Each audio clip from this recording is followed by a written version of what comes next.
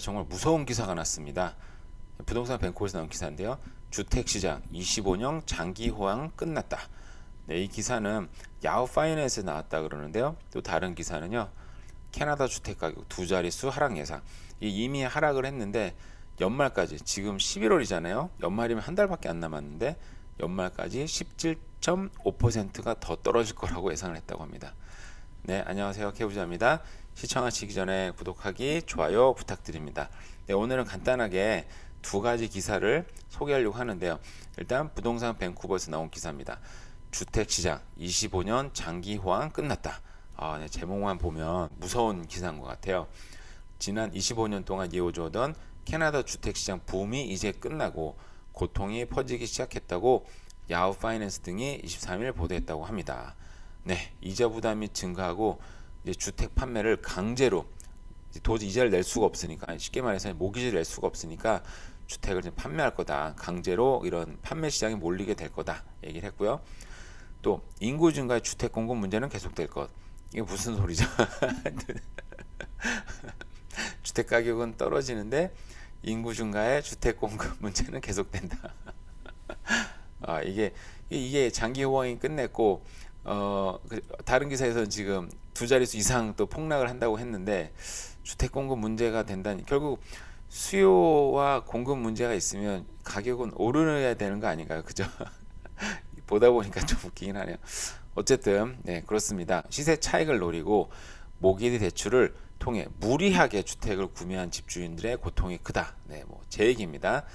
1년 동안 일부 지역에서 많게는 주택 평가액이 60% 이상 치솟으면서 이런 현상이 지속됐다. 가격이 많이 오르다 보니까 무리하게 산 사람이 많다. 이런 얘기네요. 그죠? 팬데믹 막판에 치솟은 집값과 낮은 금리로 기록적인 수의 모기지 대출자들은 고정금리보다 더 싼 변동금리를 선택하게 됐다. 네, 정말 제 얘기를 정확하게 알고 있는 것 같아요.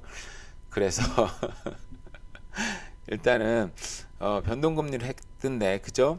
지금 대출이 금리가 5% 이상으로 상승한 상태다.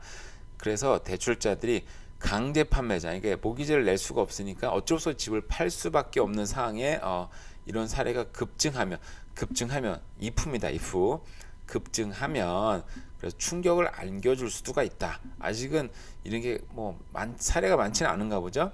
급증하게 되면은 문제가 된다고 합니다. 그래서 몇 년 동안 이게 유지될 전망이라고 합니다. 제가 어제 말씀드렸지만 이제 햄버거만 먹고 있다. 햄버거도 쿠폰이 없으면 절대 먹지 않습니다. 돈을 최대한 아끼면서 살고 있죠. 경제에 대한 타격이 불가피하다라고 얘기를 했다고 합니다. 캐나다는 2008년 금융위기를 비껴가면서 주택시장이 한 번씩 붕괴됐던 다른 시장과는 달리 고점에서 시작했다고 매체는 설명했다.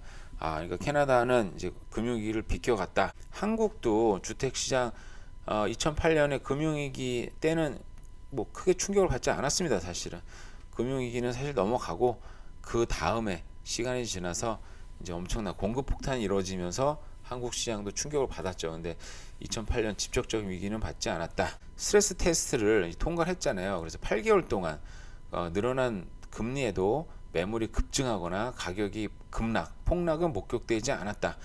그러나 시장은 아직 불안하다고 합니다. 네, 저 같은 사람들이 또 정말 낼 수 없는 상황, 직장을 잃거나 그저 여기서 금리가 지금 거의 5% 됐는데 여기서 7%, 8% 더 올라 버리면은 힘들겠죠. 네, 그러면 이제 정말 집을 던지는 사람들도 나올 수도 있다.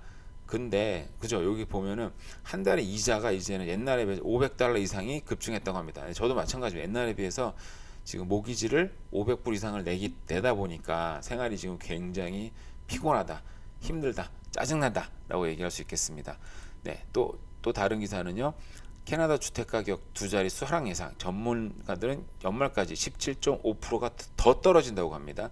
이미 시장에 따라서는 20% 이상 떨어진 가격도 존재합니다. 제가 사는 동네도 좀 그런 부분이 있더라고요. 근데 여기서 17.5%면은 지금 사실상 거의 40% 가까이 떨어진 가격이라고 한다면, 올해 말에 어떻게 보면 40% 이상 떨어졌는데 더 떨어지기를 기대한다 그러면 올해 말이나 내년 초에는 어떻게 보면은 집을 지금 살려고 준비하시는 분들한테는 좋은 기회가 될 수 있을 것 같다는 생각이 듭니다. 여기는 이상과일로 집값이 50%나 급증했었다. 네, 이 기사는 캐나다 중앙일보에서 나온 기사고요. 네, 앞으로 주택 공급 물량이 늘어나고 그죠? 이자가 안정화돼 30% 선으로 하락될 것이라고 얘기했고 2025년쯤엔 지금부터 이제 거의 다 2020년 다 끝났으니까 2년 뒤에는 코로나 대유행 이전 수준으로 돌아설 것이라고 주장했다고 합니다. 네.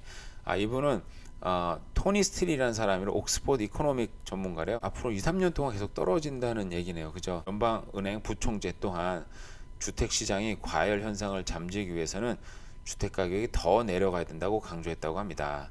네, 한편 몬트리올 은행의 로버트 카부식 정제 수석은 캐나다 주택 시장은 공급이 수요를 뒤따르지 못하는 반면 첫집 구매 상당수가 대출 심사에서 퇴짜를 맞는 특별한 상황도 벌어지고 있다고 밝혔다고 합니다.